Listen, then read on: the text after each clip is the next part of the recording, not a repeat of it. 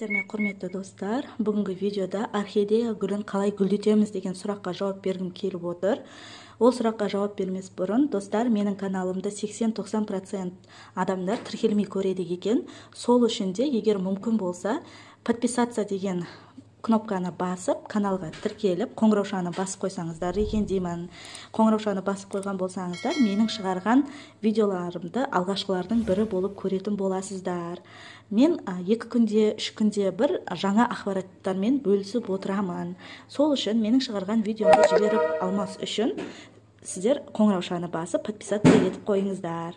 Мен орхидея гүлін сатып алғаныма біраз уақыт болды. Бұны гүлдеп тұрған кезінде алған болатынмын. Қандай гүлін ашқанын мен суретін шығаратын боламын экранға. Және де мен ол гүлдеп болғаннан кейін оның мынандай стрелкасы болады ғой, гүл шығаратын. Міне сол осылай қурай бастағанда мен кесіп тастаған болатын. Мына жерде біреу, мына жерде біреу. Сіздерге көрініп тұрса, мына сап-сары болып тұрған сол стрелкасы.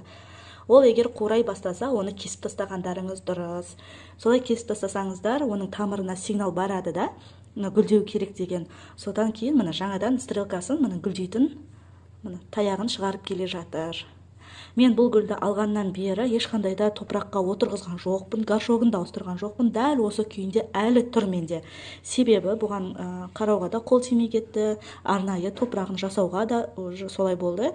Қарасаңыздар, тамыры астынан осылай болып шығып тұр. Мен мынандай жаңағы ыдысқа қойып қойғанмын, себебі су құйған кезде астынан суғарасыздар бұл гүлді, соған ыңғайлы болсын деп. Бұның өзінің поддоны болған жоқ қой, осылай алып келгенде. Негізінде, достар, орхидея гүлі осындай прозрачный, мынандай тамырының барлығы көрініп тұратын горшокта отыру керек. Себебі орхидея гүлінің тамыры фотосинтез процесін жүргізеді.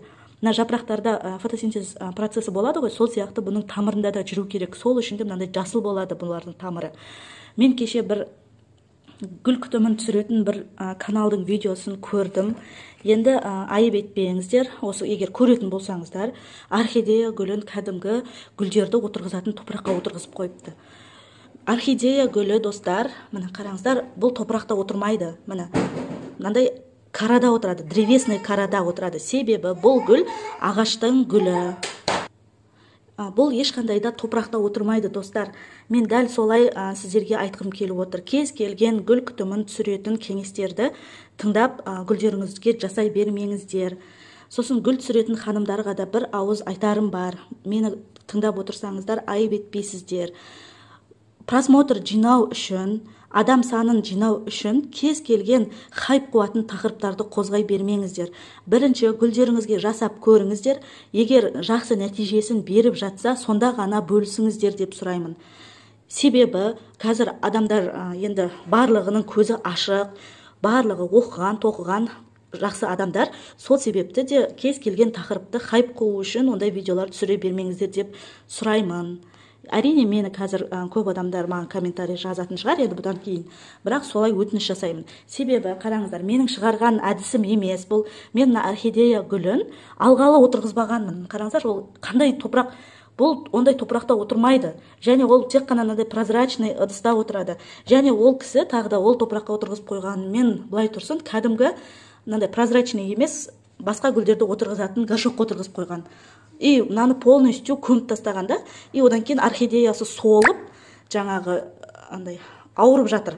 Соны қалай емдеу керек, қалай әсер етеді деп жаңағыдай видео түсіріп отыр. Ол өте дұрыс емес, қыздар. Орхидея гүлі міне мен отырғызғанда жоқпын, өз келген топырағында тұр. Міне өзінің келген топырағында тұр. Егер де сіздер алатын болсаңыздар, орхидея гүлін өзіне арнайы топырақ жасаңыздар. Бұл древесный қарада өседі, ағашта өсетін гүл бұл негізі. Бұның мынандай тамырлары ешқашан да топырақта жерде отырған гүл емес. Мен осымен бөліскім келіп отыр. Мен бұған спрей қолдандым, суретін шығаратын боламын. Орхидеяға гүлдетуіне арналған стимуляторлар бар. Вот соны да қолдандым.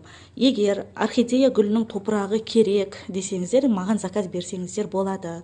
Мен сіздерге почта арқылы салып жібере аламын. Орхидеяның спрейі болсын, орхидеяның стимуляторы болсын, мен почта арқылы салып жібере аламын. Қараңыздаршы, бұның күтімі міне өте керемет болып өсіп жатыр. Бұл орхидея гүлін тағы да айтайын, өзі су ішу керек уақытын өзі андай белгі береді. Мына тамырын көріп тұрамыз ғой біз, тамыры ағарып кетеді. Кәдімгі аппақ болып тамыры ағарып кетеді. Сол кезде мынандай шұңғыл ыдысқа су құясыздар да, салып қоясыздар. Мына тамыры өзінің бойына барлық ылғалдылықты сіңіріп алып, осындай жап-жасыл күйге түседі. Сол кезде орхидея гүлі суын ішіп болды деген сөз.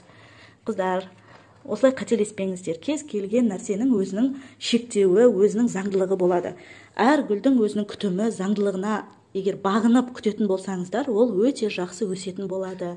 Мына жерде мына орхидея мына гүлдейін деп стрелкасын шығарып келе жатыр. Пока бұл осылай ұзын болып мына жаққа дейін көтеріледі, мынаған мен іліп қоямын мына пришивкалармен. Содан кейін гүлдегенмен сіздермен бөлісетін боламын. Егер видео ұнаса лайк басыңыздар достар, және де комментарийларға сұрақтарыңыз болса қалдырып кетсеңіздер болады. Міндетті түрде жауап беретін боламын. Мен экранға телефон номерімді қалдырып кетемін достар. Гүл күтімін үйренемін десеңіздер, топыраққа заказ беремін, тыңайтқышқа заказ беремін, кеңес сұраймын десеңіздер, WhatsApp-қа жазыңыздар. Міндетті түрде сіздерге көмектесемін. Және гүлдер чатына қосыламын десеңіздер де жазыңыздар. Гүлдер чатын аштым. Сол жерде гүлдеріңізді бірге талқылап, бірге үйрететін боламын. Гүлдерді бірге өсіреміз. Гүлдер курсына да қатыссаңыздар болады, қыздар. Назарларыңызға рахмет, сау болыңыздар.